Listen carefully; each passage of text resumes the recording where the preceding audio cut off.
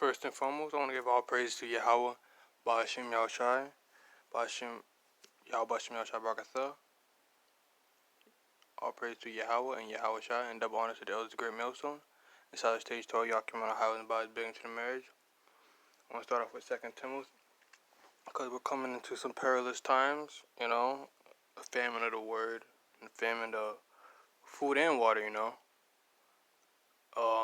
We get 2 Timothy 3:1 and 5. Just know also that in the last days, these are the signs of what to look for, if you don't know. Whoever just came in the truth, whoever doesn't know anything. I'm tired of chapter 3, verse 1. This know also that in the last days perilous times shall come. For men shall be lovers of their own selves, covetous, boasters, proud, blasphemers, for disobedient to parents, unthankful, unholy, without natural affection, truth breakers, false accusers, incontinent, fierce despisers of those that are good, traitors, heady, high-minded, lovers of pleasures more than lovers of Yahweh, have a form of godliness, but denying the power thereof. From such turn away. So this is something to look for, Lovers of themselves, you got guys getting their eyebrows plucked or whatever. Them fades, taking multiple photos. Proud blasphemers, they swear, they're a child of the Most High. On social media, Jake plays around as if it's a game, saying that, but it's actually serious. Because we're coming to some, the World War III, the time of Jacob's trouble. Get another scripture. First Thessalonians 5:1-4, but 1 Thessalonians 5:1. But of the times and seasons, brethren, ye have no need that I write unto you. For yourself know perfectly that the day of the Lord so cometh as a thief in the night. So, the Lord, He's going to come as a thief in the night. That's where you get that, DMX stole that line from the scriptures. He's going to come in, that song he made. I don't remember exactly which one, but yeah. For when they shall say peace and safety, and sudden destruction cometh upon them. So, that's what people think. They think they're safe, People are too comfortable. These women also, Because they have, they can get a job. They can do everything by themselves. They think when this day comes that none ever, they think this day would never come, For when they shall say peace and safety, and sudden destruction cometh upon them, and all these proud women, all travail upon a woman with child, and they shall not escape. But not only women, but Jake out there, partying, not looking for the signs at hand. But ye brethren, not in darkness, that the day shouldn't overtake you as a thief. So, no, we're not in the darkness, Even though we mess up a lot, we gotta keep praying for forgiveness. Hoping the Lord have mercy on us, Lord's will, I'm gonna get, what would I read? So yeah, it's gonna come as a thief in the night, and this is how this is how men are gonna feel, Men's hearts failing them for fear, and for looking after those things which are coming on the earth. For the powers of heaven shall be shaken.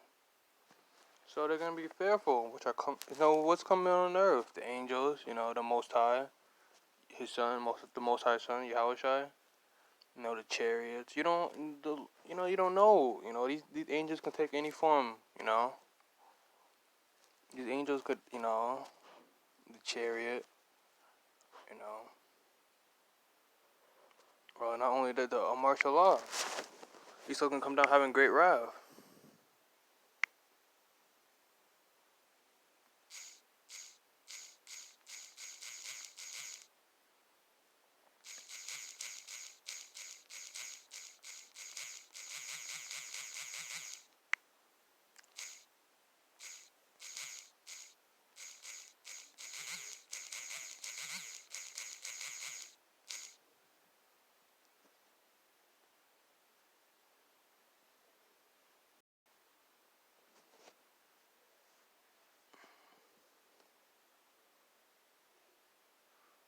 Revelation 12:12. Therefore rejoice, ye heavens, and ye that dwell in them.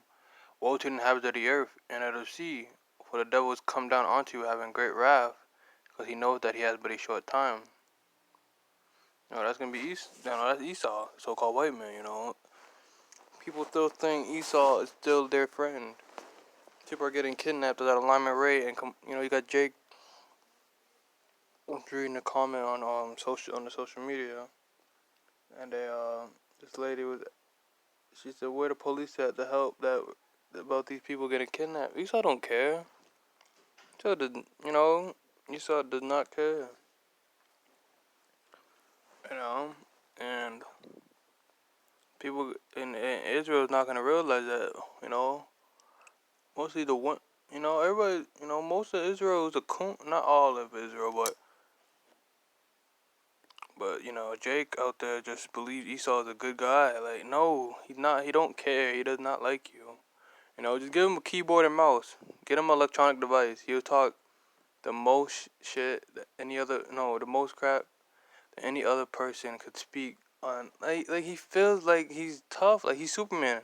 When he gets on the social media platform like Facebook, YouTube, he talks like Xbox, PlayStation. He talks like he can fight anybody. Like nothing can happen to him. But he's the quietest person when it comes when he's outside. He's the quietest person. Like Esau's a coward. He's not real. He's a fake, and they need to wake up to that. Why don't the police care? Why don't they help us? They don't like you. They don't not here to help you, Jake. Esau all control the people that kidnap you. The same people that work in the police station. The same people that work in the police work everywhere. Esau the same everywhere. It doesn't matter what country, what job they got. It can be British from here. Doesn't matter. They do not like you. They do not want to help you. You gotta understand that. You gotta solve your own problem. With Yahweh, that's the problem. Our people, they go believing in Egypt. Trusting in the shadow of Egypt, and then trusting into Yahweh Bashem Yashai, which is why they failed.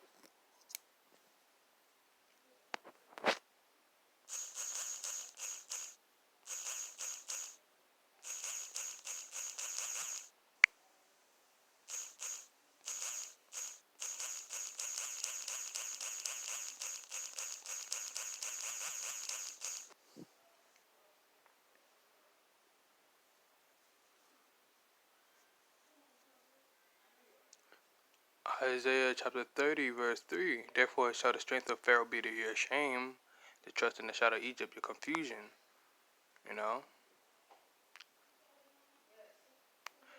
That go down into Egypt and have not asked at my mouth to strengthen themselves in the strength of Pharaoh and trust in the shadow of Egypt. That what they do? Isn't that what Jake does? They wanna join the justice system. Some wanna be lawyers, not trying to defend the Esau's corporations.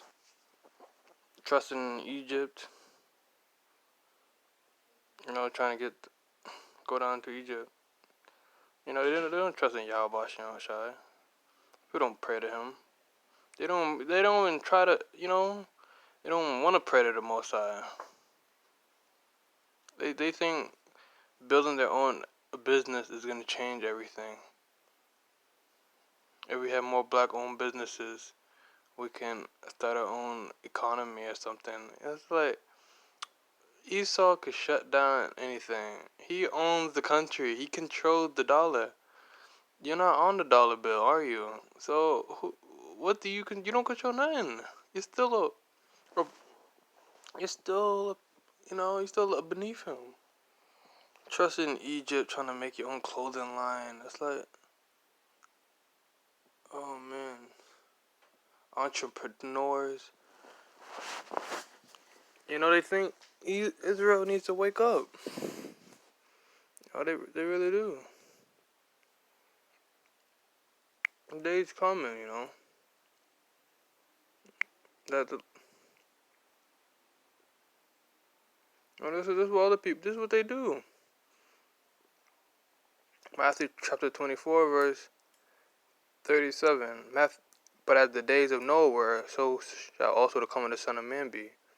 No, if you read the book, if we read in Genesis, you're gonna understand what they're talking about. Noah, right? He was building the ark, and people didn't believe that it was gonna rain because it never rained. You know, people were eating and drinking. You know, before I don't know, I'm gonna get into this. For as in the days that were before the flood, they were eating and drinking, marrying and giving in a marriage. You know, and that what people doing today? Drinking, eating, going to parties, getting married. There's a lot of people getting married nowadays. It's crazy. Until the day that Noah entered into the ark. You know, till the day. Yeah, till the day. Yeah, they waited until he entered into the ark to ask for help. Like they waited the last minute. Why?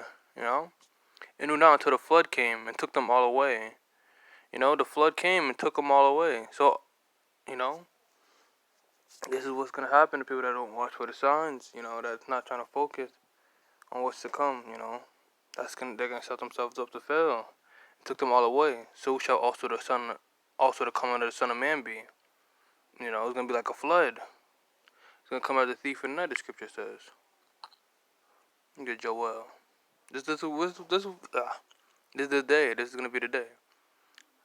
This is gonna be the flood. Joel chapter 2 verse 2.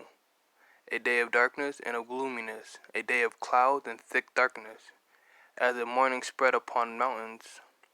A great people and a strong, there has not been ever the like, neither shall be any after it, even to the years of many generations. You know, it's gonna be a day of darkness. You know, let me read this article. Crap.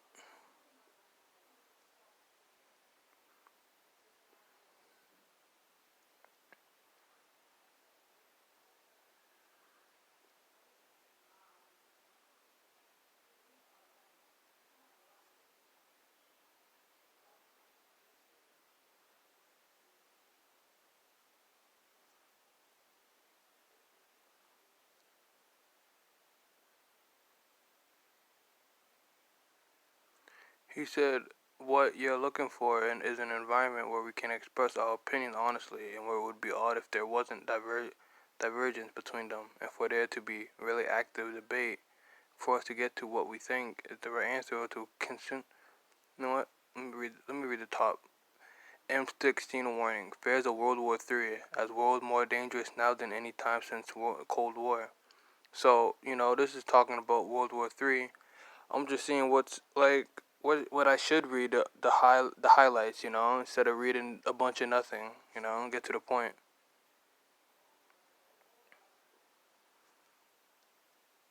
Go down to his words come after details of past contingency planning for World War III were revealed, with the UK government planning to cut phone lines should a nuclear attack take place. So Esau knows he's gonna cut off the internet. He's gonna do it. He's gonna cut off. He's gonna even before the nuclear, and he's gonna do it because this word is getting out too. They're shutting down channels. Esau is trying to make us look like a criminal. Esau doesn't do that to them white supremacists. Esau's a demon. He's one-sided anyway.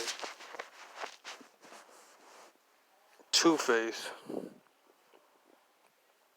During the 60s, the world arguably came the closest to all-out nuclear war in its history as the U.S. and Soviet Union tussled over ultimate supremacy, both on the ground and in space. These tensions arguably reached their pinnacle in 1962 during the Cuban Missile Crisis after Soviet Premier Nikita agreed to fulfill Fidel Castro's request to place nuclear missiles in Cuba. Discovery ultimately led to a stirred standoff as the pair both threatened to obliterate each other with nuclear warheads, and the government under the leadership of Harold Wilson were also put on alert. Historian Julie McDowell revealed the chilling knock-on effects of this period during Dan Snow's History Hit podcast earlier this month, exposing the government's plan should Britain come under fire. She said the government, of course, had plenty of bunkers all over the country for regional threats. The idea for that was after a nuclear war, you assume London is gone, so there would be no Westminster, no Whitehall.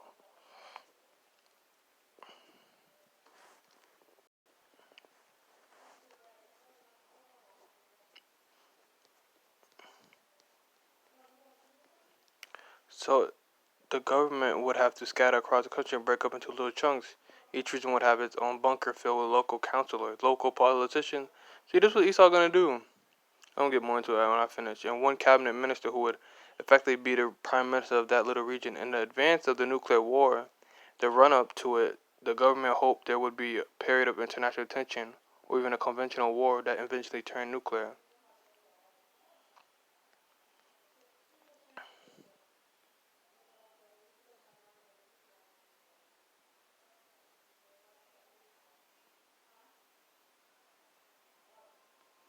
You know, this is what's gonna take place. You know,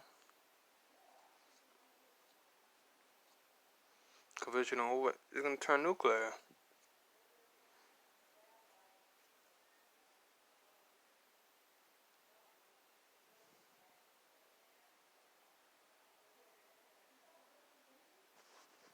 Putin sets sights on rekindling Cold War alliance as Trump drifts. Putin sends nuclear bombers to Africa, rekindling Cold War memories. See, look, you know, Russia's getting. Oh wait, hold up. Oh, I know this one good scripture.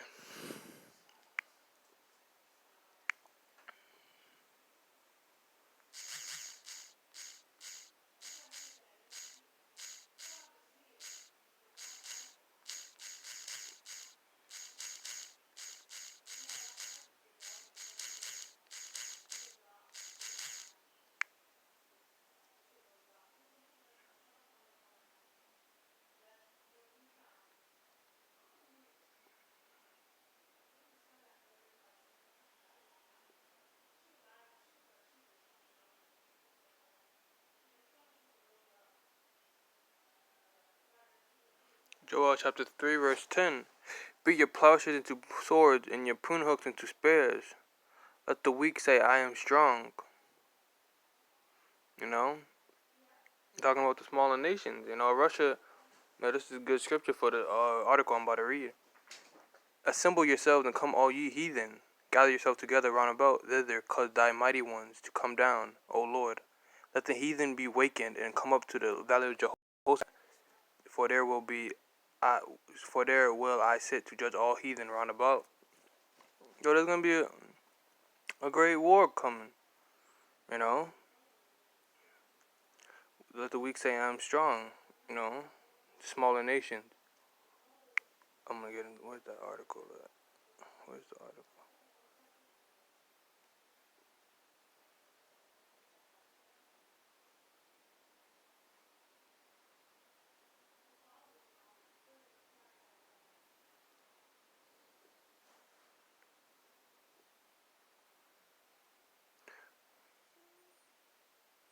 Putin sets sights on rekindle Cold War alliance as pressure mounts on Trump. Moscow is turning on the charm with African leaders as Putin hosts the first ever Russia-African summit with 43 of the continent's 54 leaders. What the oh no, oh my gosh, bro.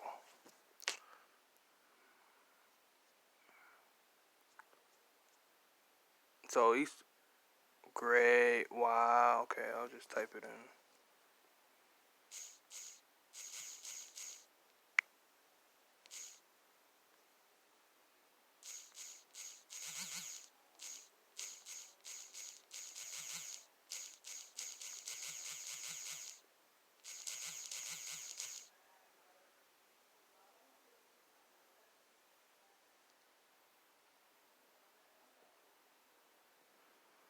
As the U.S. looks elsewhere, Russia seeks a closer relationship with Africa.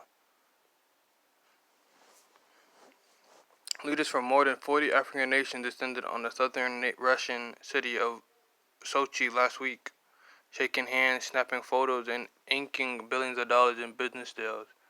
President Vladimir met with 6 presidents on Thursday alone. The splashy show of unity, dubbed the first Russia-Africa summit, sent a clear message to the world. Putin told guests it had opened up a new page in history of Russia's relation with African countries. The new page comes as Russia is already Africa's biggest arms supplier and aims to restore links that crumbled after the Soviet Union collapsed through infrastructure projects and security reinforcement. Moscow offering power plants, attack helicopters, and mercenaries is hailing itself a major player on the continent at a time when the United States and China are also vying for influence, analysts say. The Kremlin unveiled plans to double trade with African countries to 40 billion while making a symbolic statement with nuclear bombers. Everybody's getting tired of America. I remember there was the time when Obama tried to bring homosexuality to Africa. They weren't having it. They didn't want that. So nobody wants America over there. And now you got Vladimir are arming them up, like with power plants and helicopters and mercenaries. It's gonna get, you know, and he's giving them nuclear bombers. So the scriptures are coming to pass. Let the weak say I'm strong. In South Africa, for the first time, training mission as meeting on the Black Sea kicked off Wednesday. Wait, no. Two Tupolev Tu-160 landed in South Africa for the first time training mission as the meeting on the Black Sea kicked off Wednesday. The Trump administration has pledged to foster more business ties with African partners while countering Chinese and Russian influence on the continent, which it has called a significant threat to national security interests. But analysts say that other superpowers are perceived in Africa as more invested. Chinese and Russian leaders visibly spend more with their African counterparts. The U.S. isn't paying attention and Russia is rushing in to fill the void, said Paul Stronsky, senior fellow at the Carnegie Endowment for International Peace Russia-Eurasia program. The United States is the globe's top foreign aid donor. About a third of those funds go to Africa and run dozens of military bases that supply manpower, training, and intelligence on the continent. U.S. trade with Africa at $39 billion still eclipses Russia's.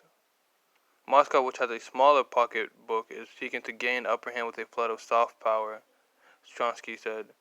Putin made the 14-hour flight to South Africa last year, for instance. President Trump has yet to visit the continent. His wife, First Lady Melania Trump, and Ivanka Trump made trips last year. Russia welcomed 43 heads of state or government, along with dozens of business and community leaders in Sochi. Trump has hosted a much smaller set of African leaders, including official visits from Nigerian President Buhari and Kenyan President Kenyatta. So look, he saw this is prophecy. Beat your plowshares and pruner hooks. Let the weak say I'm strong. These countries don't got nothing. They hardly have anything. You look up the military. I always look this up sometimes. Top militaries in the world at this moment, and it's the weakest to the strongest, and so is Africa. At the bottom. But now since Russia's helping, they're building them up. And now they're getting bigger. That's according to prophecy. In Thursday's speech in the resort city, Putin asserted that his country has supported the struggle of the peoples of Africa against colonization, racism, and apartheid, sparked outrage on the continent last year after referring to some African nations by a derogatory phrase in a White House meeting.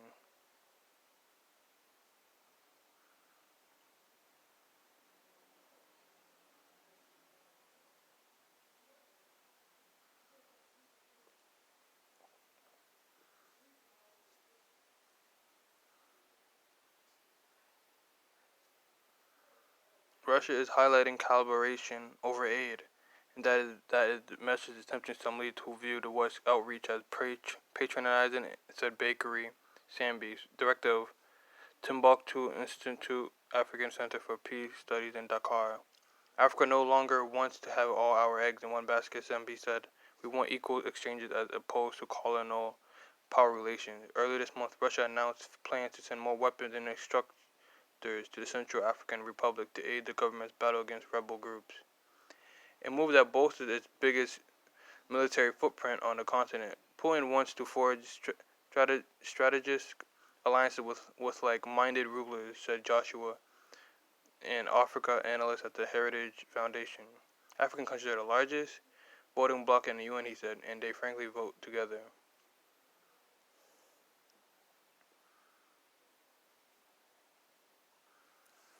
So I won't end it like that, but I want to just just say that, this is coming closer. It's been World War III. It's just people just don't see it in America because the news don't tell no one. People in America don't see that. People they wait until Fox News or 25 whatever CNN what tells them, and that's gonna be too late. It's gonna be a nuclear missile 1 hour away. Oh, we're in World War III. That everybody's gonna start panicking. It's like, really? Esau's like that. He's a douchebag. He's gonna tell you to lie. I bet he would. I wouldn't be surprised. Nuclear missile over the horizon. He tells you. You know. There's so many movies on that. He would do that to someone. He would just do that. Just last minute, he had to warn everybody. So we cross down the highways and byways warning the people because people have no excuse. Would that be whether you see us in the streets, whether you hear a conversation, or whether you see it on YouTube, Facebook, Instagram. If you see a picture and you see a quote or a verse, you got no you have no excuse. No excuse. Even when we got some Israelites, they wear their garments even out of camp. You have a right to ask a question on what makes you wait. What is this? What are you wearing? There's always something you could ask. There's always something. So when people say when the Lord comes back, you can't have an excuse. You really can't. You know, cause you could have did something. But yeah, the Lord's coming back closer and closer. I want to give days coming. It's gonna wax worse and worse. The Washington Post said democracy died in darkness. Esau's kingdom is falling apart. We're almost there. We're almost home. So I want to give all praises to Yahweh, Ba'ashem Yahushai, and double honor to the Elder Great Millstone, and salutations to all you occupants on the highways and byways bidding to this marriage. We're almost home. Till next time, Shalom. Stay in the faith.